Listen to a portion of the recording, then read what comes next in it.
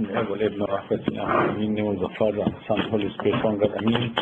And we're celebrating tomorrow the Noah fast. So it's very important we learn from Noah's life as a servant. There's a lot of lessons. The story, everyone who knows the story can open the book of Jonah, please, and we'll start together. I will give some introduction about the fasting of Nineveh and about the life of Jonah until everyone gets the Bible. Number one, this fasting wasn't in our Coptic church until the Pope number 62, Baba Abraham, son of Zara, the Syrian. This fasting wasn't in our church. Until the Pope 62, the Coptic church, they used to not fast this at all. But when God chose him as a Pope, we know the Baba Abraham, that the Pope, his time, the mountain of Muqattam was moved. He was a spiritual person. God chose him to be a patriarch number 62. When he was a Pope and he found the Coptic church fast 1 week early for Great Lent, Lol Istadat, the Syrians did not fast this week. He said, I cannot see my people fasting and I'm not going to fast.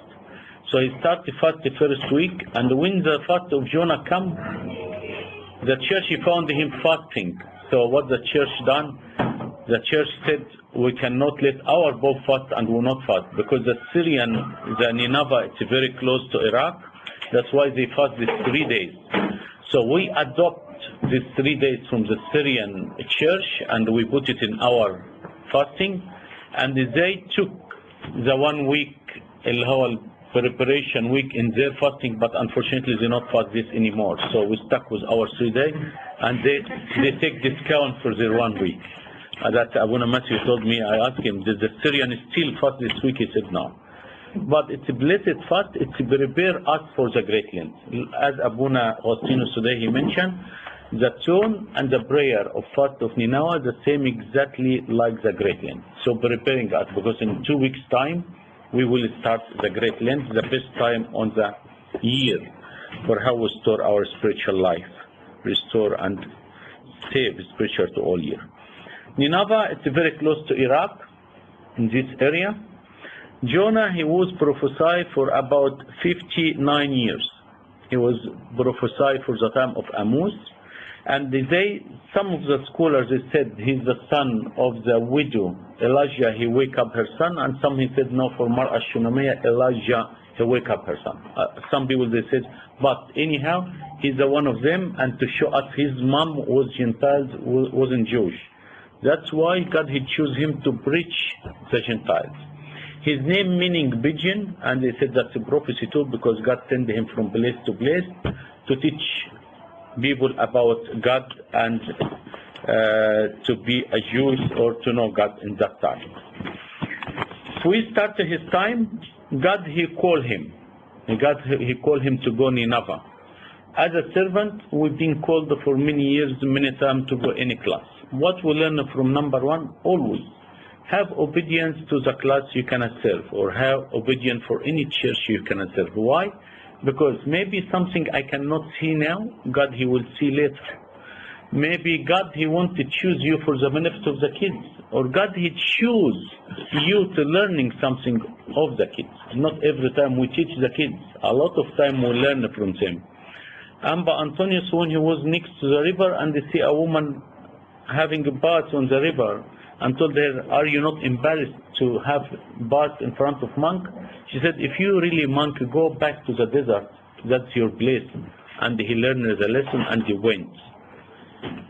Amba Macarius, one day he coming to walk to Alexandria and see one lady, she put makeup, she was to see some man for money or whatever. He was crying. He said, they asked him, why you cry, father? They said, this woman, she spent a lot of time to attract man, but I'm not spending this much time, I attract God to look to me.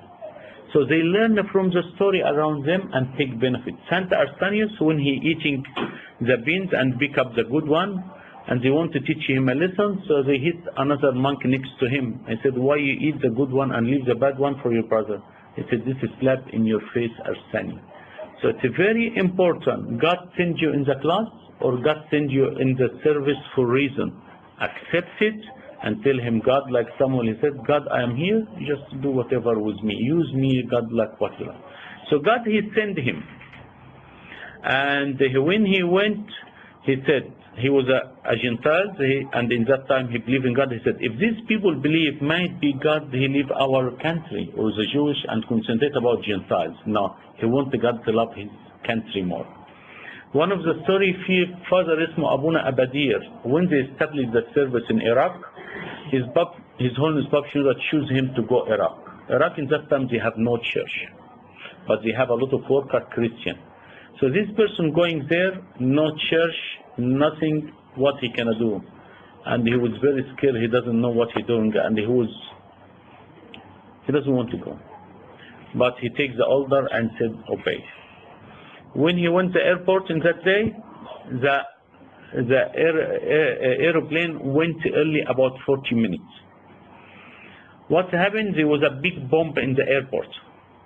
And after they come out and everything, the bomb started. The bomb was timing exactly on the time of the airplane. But because the airplane come early, so the bomb come after. So at least he was in the ground, not in that time the aircraft.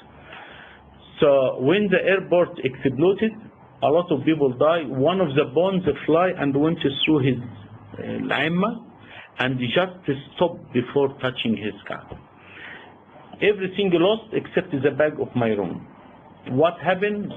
The media, the TV, or Saddam Hussein in that time, they took him in the best, they took the people still of the best hostel, and there was the media talking about, they saw a priest coming from Coptic church. So all the church went and started to visit him. The country gave him land, gave the church land to build a church. The Syrian Orthodox, they told them, you can pray in our church until you establish a church. Was in the media everywhere for all the Christians, there is a Coptic priest coming from Egypt. He said, if I was doing advertise, if we tell everyone we can establish a church, not like what God was planning. This accident make how many church we have now in Iraq? 2-3 church, and mostly the government gives them the church, and the service over there very successful. So sometimes God send us somewhere, but we accept his will, and we take it with love, so we take the blessing of the service. Number 2 here, as a servant, sometimes I think I'm correct. What happened with Jonah? He doesn't want to go. He went inside the boat and pay money. And he was very, very deep sleeping. I don't know how he sleep. If you have a small problem, do you think he sleep? But his problem, he think his problem gone. He pay money and went inside the boat and sleep. He think that's it. He fixed the problem with the way he think. Not to ask God, God tell me how I fix this problem. Sometimes we try to hide, or we try to fix the problem with our way, and we think the problem can fix. Sometimes we pay money to fix our problem, so away from God. So instead of you asking God, God tell me what I do, or God you want me there, I go. No, he tried to fix it in his own way and sleep. Third one was very important. After they start they wake him up. Who tell him go wake up and pray to your God? Who wake him up and tell him stand, wake, we have a problem here. Just wake and cry to your God. Who the one call him to pray? Someone read for us Jonah 1 from 5 to 14, please, Marina. They start to wake him up now.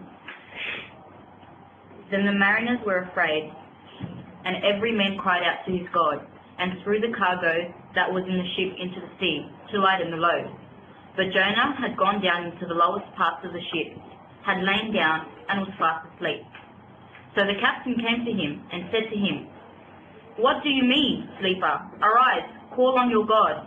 Perhaps your God will consider us, so that we may not perish. Okay, so this man, he doesn't know God. He believes in idols, but he found this something strange. He's the one doesn't know God. Tell the prophet, 59 years old or 58 years old, the prophesy, wake up and pray to your God. That's exactly, I tell you, sometimes we're learning from people outside. One of the story was a servant went to a small village coming from a city, goes a small village to preach them and to tell them about Sunday school and everything. So they asked him, how is the city, what we see in the city, and he started to talk about city. He forgot everything and talk about the education, the uni, the city, whatever. One little girl, she was attending, said, when can you talk to us about God? He started to wake up and he understand what his main service coming to teach him about God. Here Jonah, between the Gentiles, he's supposed to tell them about God. He's the one escape, and they tell him, wake up and pray to your God. And he wake up and he learned the lesson.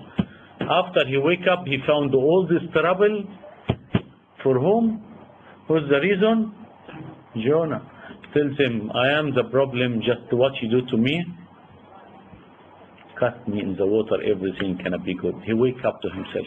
And this is a nice lesson, very important. Sometimes we find the temptation. Sometimes we have big problem. Sometimes we need to get out and think what I do wrong, or maybe I need to repent, or maybe I sit with confession father, or maybe the life very quick. I need to take it easy and quiet and think, did I go the right direction, or I doing something wrong? Sometimes we found everything against us. I have a problem at work, problem at home. People not understand me right. A lot of problems.